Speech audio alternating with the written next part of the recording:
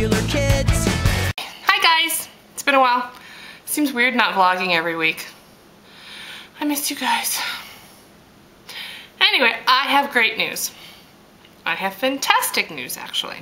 I have signed a contract with an ebook publisher.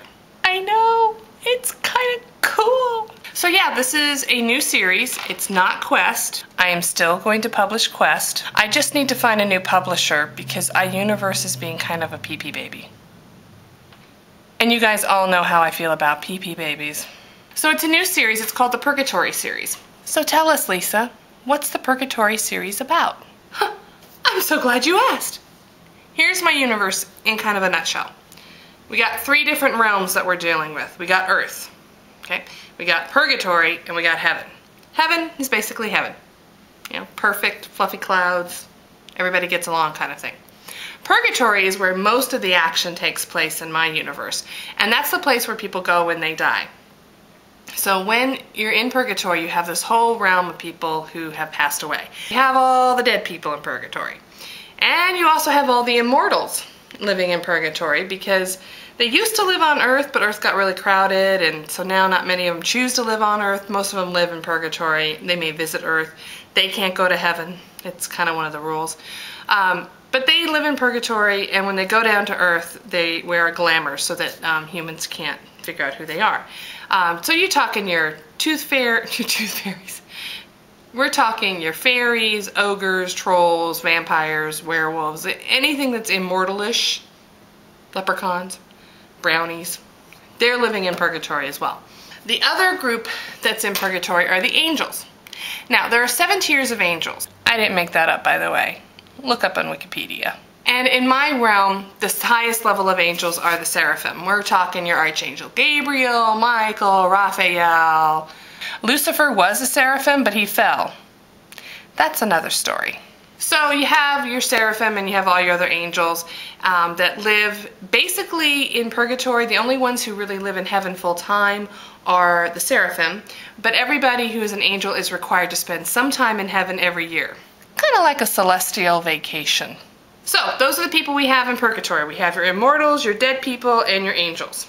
Then down on Earth, of course, we have the humans, who the Purgatorians kind of fondly call beaters. Because, you know, the heartbeat, boom, boom, boom, boom.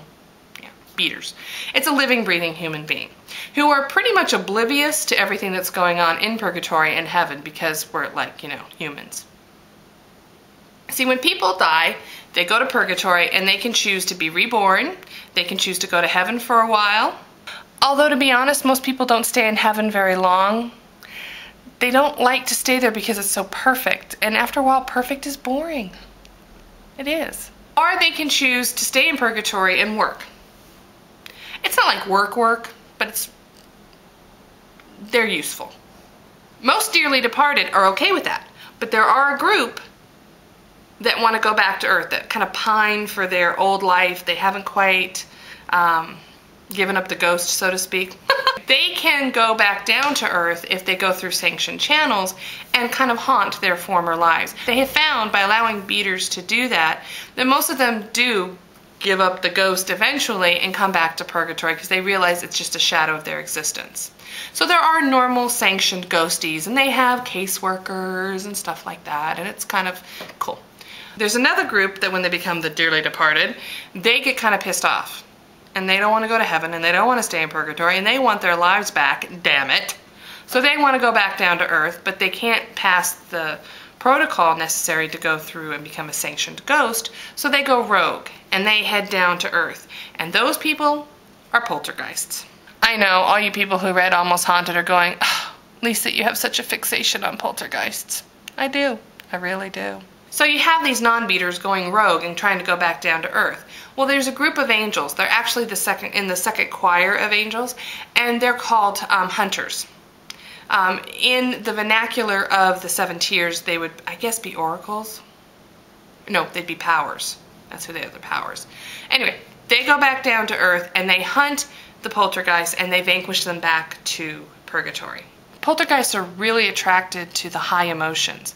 You know, think the extremes of emotion, extreme anger and rage and fear. They love to feed off of that. They also love to feed off of love.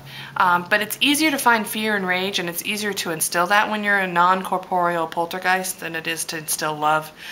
And yeah, they tend to make people scared. And they kind of feed off the emotion, the adrenaline that creates. And as they feed off of that, they slowly become corporeal. And a corporeal poltergeist is a pretty darn scary thing to come by. So the hunters are hunting them. They've thinned out their emotions so that they don't attract poltergeists to them when they're trying to hunt them. But that's left them kind of cold and mechanical.